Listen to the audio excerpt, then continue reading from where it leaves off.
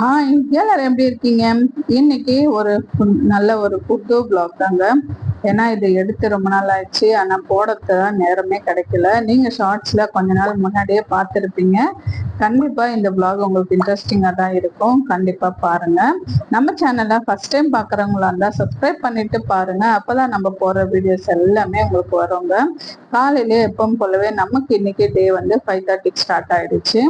காலையிலே நம்ம வந்து கோலம் தான் ஃபர்ஸ்ட் போடுறது. ஆனா அதுக்கு முன்னாடி கொஞ்சம் லேட் ஆயிடுச்சு. ஏதாவதுன்னா ஏன்னா 7:30க்கெல்லாம் அஸ்வினை ஸ்கூல் அனுப்பணும். அதுக்காக லேட் ஆயிடுச்சுன்னா என்ன பண்றது, முதல்ல ஏஞ்சிட்டு நம்ம எப்பவும் போலவே ரெகுலர் வேலையெல்லாம் முடிச்சுட்டு சாதம் மட்டும் வச்சுட்டு அதுக்கப்புறமா வந்து கோலம் போட ஸ்டார்ட் பண்ணிடுவேன். எப்பயாச்சும் 6 மணிக்கு லேட் ஆயிடுச்சுன்னா மட்டும். மற்றபடி நம்ம எப்பவும் போல 5:30க்கெல்லாம் ஏஞ்சிட்டோம்னா நம்ம கோலம் போட்டுட்டு அதுக்கப்புறமா தான் கிச்சனுக்குள்ள போற மாதிரி இருக்கும். ஏன்னா நமக்கு டைமுக்கு ஏற்ற மாதிரி எது முதல்ல செய்யணுன்றத நம்ம தான் முடிவு பண்ணோம் இல்லையா? அந்த மாதிரி தான் ஒரு ஒரு நாளும் ஒரு ஒரு விதமா போவோங்க.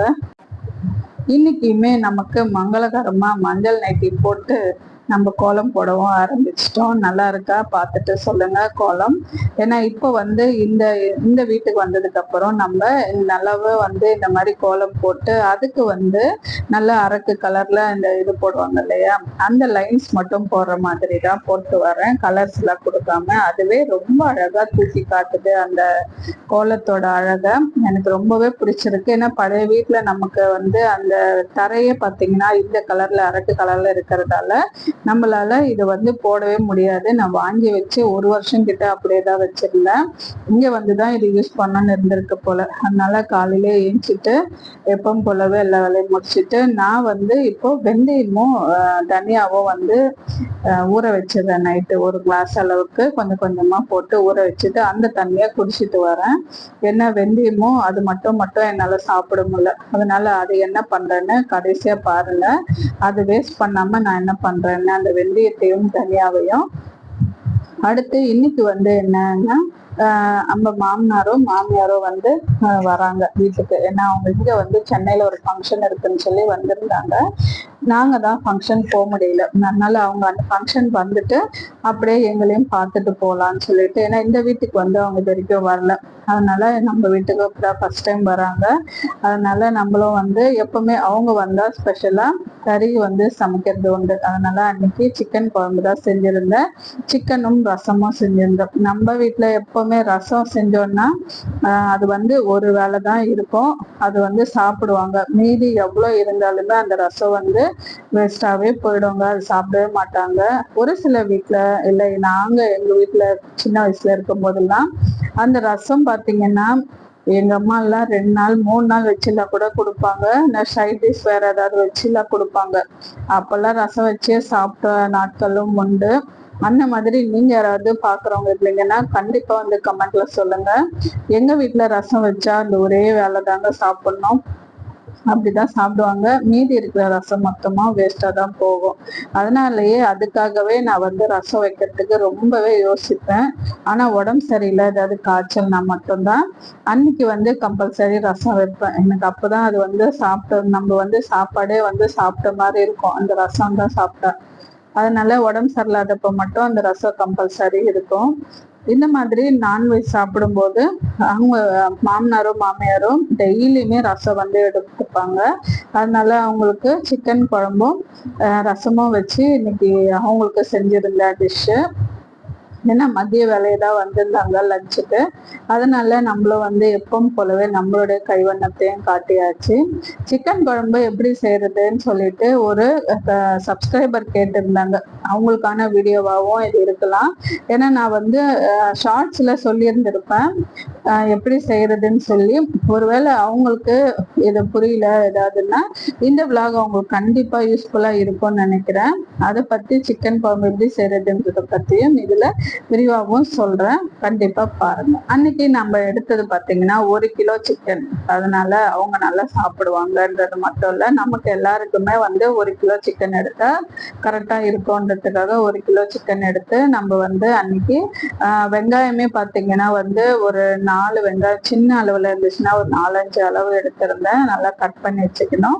பச்சை மிளகா கண்டிப்பா ஒரு 2 பச்சை மிளகா நான் எப்படி செய்யறேனோ அதுதான் அவங்க சொல்லிட்டு வரேன். இந்த மாதிரி கட் பண்ணி நம்ம வந்து அதை வந்து போட்டு நல்லா வதக்கணும். அதுக்கு தேவையான மசாலா எல்லாம் வந்து பட்டை, லவங்கம், இந்த அன்னாச்சி பூ, அப்புறம் கடல் பாசி இதெல்லாம் இருந்தா, ஏலக்காய் இதெல்லாம் இருந்துச்சுன்னா கண்டிப்பா போடலாம்.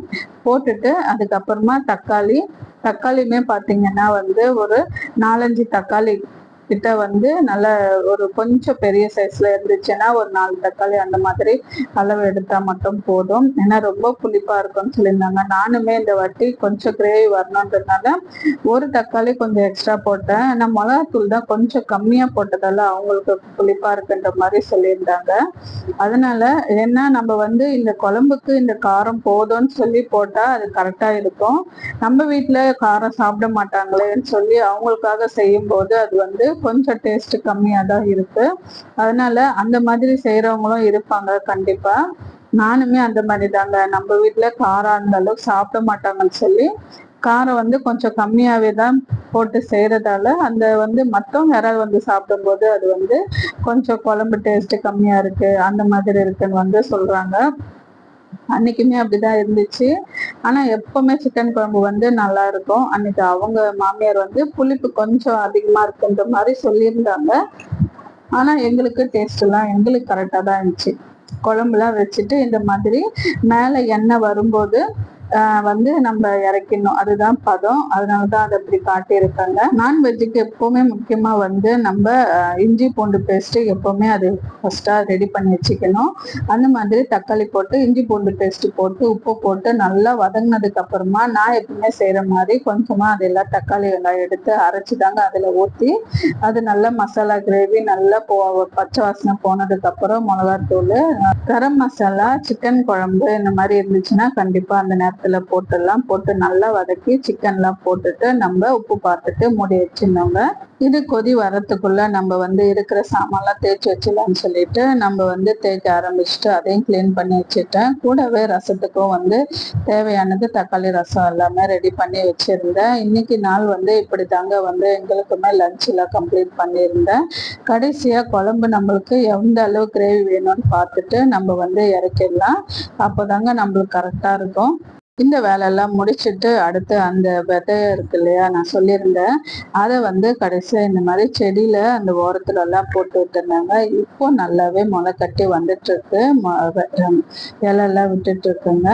நல்லா வந்ததுக்கு அப்புறம் உங்களுக்கு அது ஒரு வீடியோ போடுறேன். இதையுமே நம்ம வந்து ஏதாவது சாப்பாடுறதுக்கு ஏதாவது யூஸ் பண்ணலாம்னு சொல்லியிருந்தாங்க. அது எப்படி செய்யறது என்னன்னு பார்த்துட்டு நான் அதையும் ஒரு விளாகா போடுறேன். இந்த விளாக் உங்களுக்கு கண்டிப்பா இன்ட்ரெஸ்டிங்கா இருக்கும்னு நினைக்கிறேன். பிடிச்சிருந்தா சப்ஸ்கிரைப் பண்ணுங்க, லைக் பண்ணுங்க, ஷேர் பண்ணுங்க. அடுத்த வீடியோல பார்க்கலாம். பாய்.